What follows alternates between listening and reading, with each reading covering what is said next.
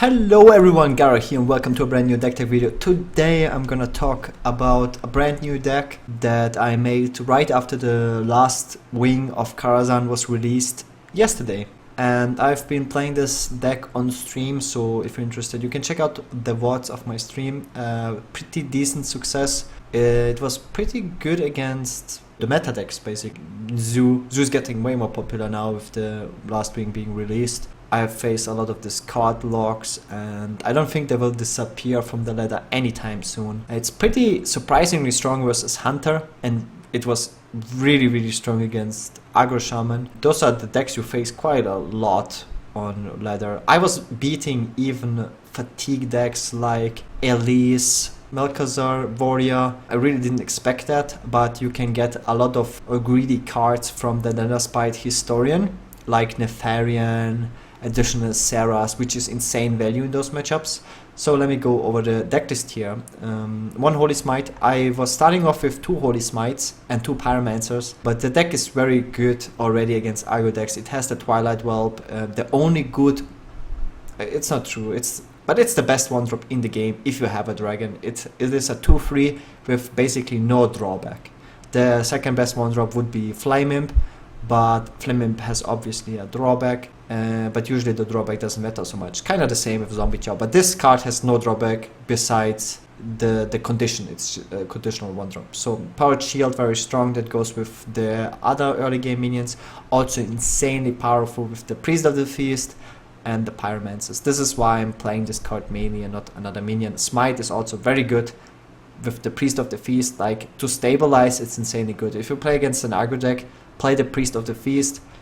They have to kill it, because if they leave it up, yeah, you will just keep healing yourself, and they don't know what kind of spells you're having in your hand. So you get punished too hard if your opponent is holding spells in his hand. On top of it, Priest of the Feast plus Smite is such a good combo. You kill a small minion, like let's say a Flame Imp or a Juggler, Direwolf, and so forth, and you heal yourself for free HP. It's a great stabilizing card, and it synergizes really well with the other cards, the other 4-drop, and into Blackwing Corruptor as a clear. So that's why I was starting off with 2 Holy Smites. The Holy Smite is also obviously very good with the Zudrake and the Pyromancer. Pyromancer's Holy Smite functions similar to a swipe. Netherspite Historian. I was just testing this card. A lot of people gave this card a lot of criticism, calling this card super bad. Honestly, it is not that bad, because obviously it is conditional. Like, you need to have a dragon in your hand for this card to work, and it is not a dragon itself. So, but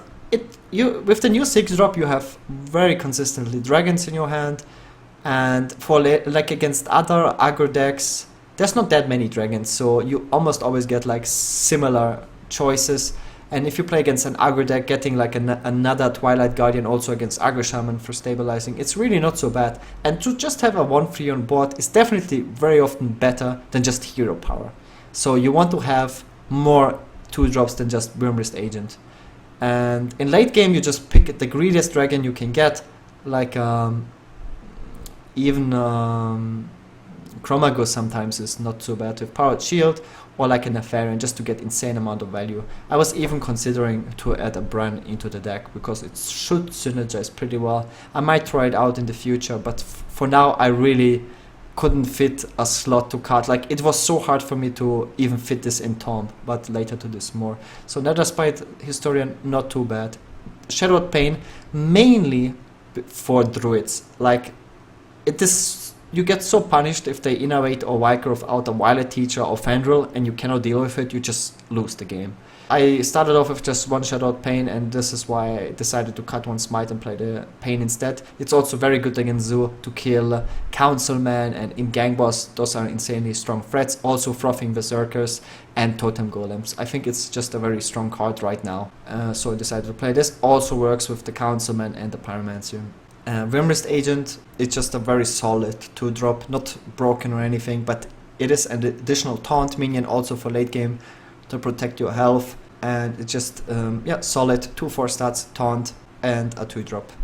And with this deck you want to play Curve, and play proactive. So it's decent minion, also synergize with the hero power. Blackwing Technician fits in the 3 mana slot. You don't want to not play any free drops, so I decided to play Blackwing Technician. Seems very powerful if you play it in curve. It deals with all the aggressive decks very nicely. Also works nice with the powered shield. You have 3/7 also to clean up with the Holy Smite afterwards. It's just a very solid minion in the deck. Double Shadow Death, I think this is super important to play, just to have a hard removal. So many people are playing big minions. The greedy decks have like Ragnaros, and like a lot of decks run Arcane Giants, like Druids for example. There's Yorks around, there's the 7/7 from Shaman. There's so many targets to kill. Ancient of Wars, and you name it. So I'm definitely playing 2 Shadow Death in my deck. Priest of the Feast, this is this anti-aggro 4-drop we have now, and you should definitely play it.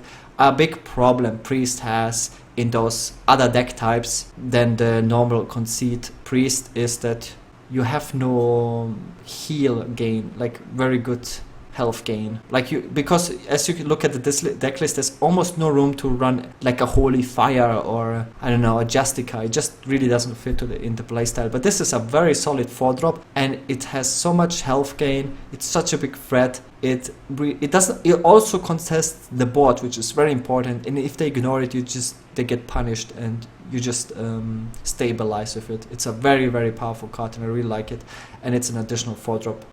That's very nice besides the Twilight Guardian. Twilight Guardian also a very defensive good card, but it doesn't regenerate health. So we have the Priest of the Feast, and that's like a super good synergy. Azure Drake for card draw. You always need card draw in such decks, and we have like Netherspite, Historian, the Powered Shield, and the Azure Drake, and it turns out to be enough. Blackwing Corruptor also insane. One of the main reasons why you even run Dragon in the first place. Dealing 3 damage. It's like a Fire Elemental for 5 mana. Just a very, very powerful card. Holy Nova, 1 Holy Nova for the heal, and to have AoE is very important. Right now I have 1 Pyromancer and 1 Holy Nova. It's very important to... The thing is, you don't need too much AoE because you will fight for the board right from the beginning. It's not like Conceit Priest where you are going to be behind on board and then you go for Alkanai Circle or Excavated Evil. Bookworm, I'm super hyped about this card. I really like it so far. It's like 4 Shadow Paints in this deck. It is a dragon, that's like the most important thing. And the 6 mana slot was very bad for dragons. There was only the Draconic Crusher, and he's really bad, I think, in a non-Dragon Warrior deck, because the aggression is just not high enough. You don't have 2-drops and 3-drops and 1-drops in most Dragon decks, so you will not have the board, and you will not build the pressure. So if this is not a 9/9, yeah, it's just not good. It's bad against aggro decks. Yeah, and in Dragon Warrior you have quite often the buff +3/+3, so it's good in that deck, but in a different dragon deck I don't like it too much. And the Bookworm is really good to just fight those aggressive decks and for stabilizing purposes. 3 or less attack is really not bad, even in late game. And against control decks you deny card draw from Acolytes, which is also pretty nice. I think it's quite stronger than Cabal, mainly because it's a dragon, but also the effect is stronger. In Tomb, I really wanted to fit this card in against like cartoon decks that run Doomcaller, so I was doing really well with if you just entomb the cartoon.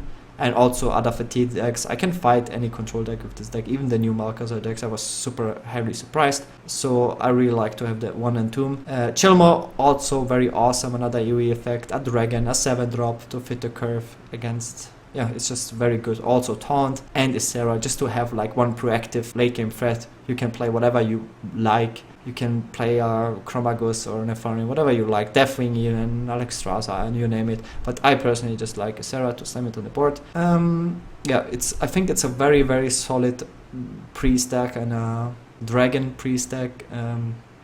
It's new.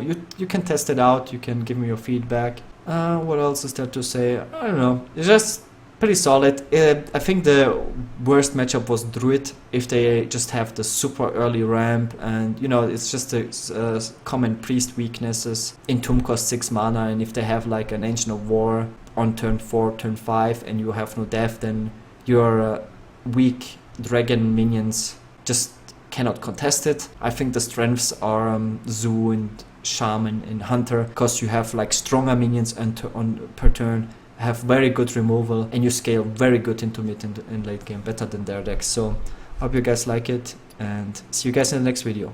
Peace out.